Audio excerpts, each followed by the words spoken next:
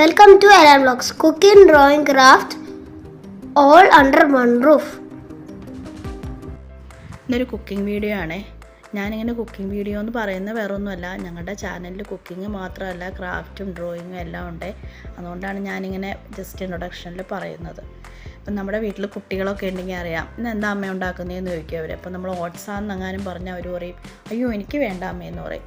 അപ്പോൾ അങ്ങനെ പറയുന്ന കുട്ടികളുണ്ടെങ്കിൽ അവർക്ക് പറ്റിയ ഒരു ഐറ്റമാണ്. നമുക്ക് ഓട്സാന്ന് അറിയാതെ ഉണ്ടാക്കി കൊടുക്കാൻ പറ്റും, അവർ കഴിച്ചോളും ഇത് ഉണ്ടാക്കി കൊടുത്താൽ.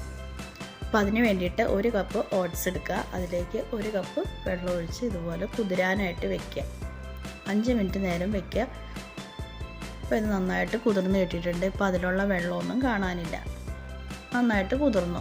ഇനി നമ്മളൊരു മിക്സിയുടെ ജാറിലേക്ക് അതിട്ട് കൊടുത്തു.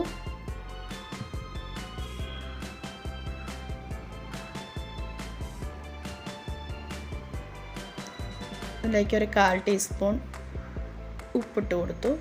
പിന്നെ 2 ടീസ്പൂൺ പഞ്ചസാര ഇട്ട് കൊടുക്കുക. മുതിർന്ന ആളുകൾക്ക് ഉണ്ടാക്കാനാണെങ്കിൽ പഞ്ചസാര നമുക്ക് ഒഴിവാക്കാം. പിന്നെ 2 ഏലക്കായ ഇട്ട് കൊടുക്കുക. ഏലക്കായുടെ തൊലി പൊളിച്ചിട്ടാണ് ഞാൻ ഇട്ട് കൊടുക്കുന്നത്, അതാണ് കൂടുതൽ സേഫ്. ഇപ്പോൾ ഏതിലാണെങ്കിലും വിഷാംശമില്ലാത്ത സാധനങ്ങൾ വളരെ കുറവാണ്. അപ്പോൾ ഇതിൻ്റെ തൊലിപ്പുറത്തായിരിക്കും കൂടുതൽ വിഷാംശം ഉള്ളത്. അതങ്ങ് റിമൂവ് ചെയ്താൽ കുറച്ചും കൂടി സേഫാണല്ലോ. അങ്ങനെ ഞാൻ കേട്ടിട്ടുണ്ട്. അതുകൊണ്ട് ഞാൻ ഏത് ഐറ്റം ഉണ്ടാക്കിയാലും ഇതുപോലെ തൊലി പൊളിച്ചിട്ടാണ് ഏലക്ക ആഡ് ചെയ്യാറ്. 2 ഏലക്ക ഇട്ട് കൊടുത്തു. ഏലക്കായുടെ ഫ്ലേവർ ഇഷ്ടമല്ലെങ്കിൽ വാനില എസൻസ് ഒരു 1/4 ടീസ്പൂൺ ചേർത്താലും നല്ലതാണ്. പിന്നെ 2 മുട്ട പൊട്ടിച്ചൊഴിക്കുക.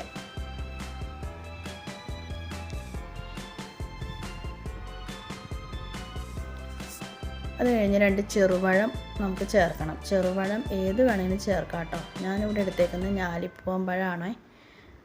ചെറുപഴം എന്ന് പറയുമ്പോൾ പാളയംകുടനോ കണ്ണനോ അങ്ങനെ പലതരം പഴങ്ങളുണ്ടല്ലോ, അതിലേതെങ്കിലും ചേർക്കാം. വലിയ പഴങ്ങളൊന്നും ചേർക്കില്ല. ഏത്തപ്പഴം, റോബസ്റ്റ പഴം, ചിലവർ ചിങ്ങമ്പഴം എന്നും പറയും, അതൊന്നും ചേർക്കാറില്ല കേട്ടോ. ഇങ്ങനെ ചെറുപഴങ്ങൾ ചേർക്കാം. ഞാനിപ്പോൾ 2 ചേർത്തിട്ടുള്ളൂ. അത് ചെറുതായിട്ട് നുറുക്കിയിട്ട് ഇട്ട് കൊടുക്കുക. ഇനി ഇതെല്ലാം കൂടെ നന്നായിട്ട് അരച്ചെടുക്കുക. അത്ര ആയിക്കഴിഞ്ഞാൽ മാവ് റെഡിയായി.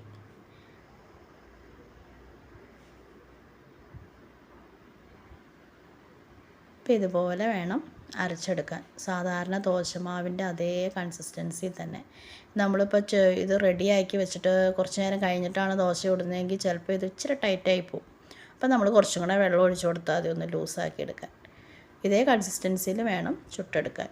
എന്നിട്ട് നമ്മളൊരു തവ വെച്ചിട്ട് അതിലേക്ക് കുറച്ച് നെയ്യ് ഒഴിച്ചിട്ട് ഓരോരോ ദോശകളായിട്ട് ചുട്ടെടുക്കുക. അപ്പോൾ മുതിർന്നവർക്ക് വേണ്ടിയിട്ടാണെങ്കിൽ നെയ്യ് ചേർക്കാതെ തന്നെ ചുട്ടാൽ മതി. എന്നിട്ട് മൂടി വെച്ച് വേവിക്കുക. ഒരു വശം വെന്ത് കഴിയുമ്പോൾ മറിച്ചിട്ട് അടുത്ത വശം വേവിച്ചെടുക്കുക.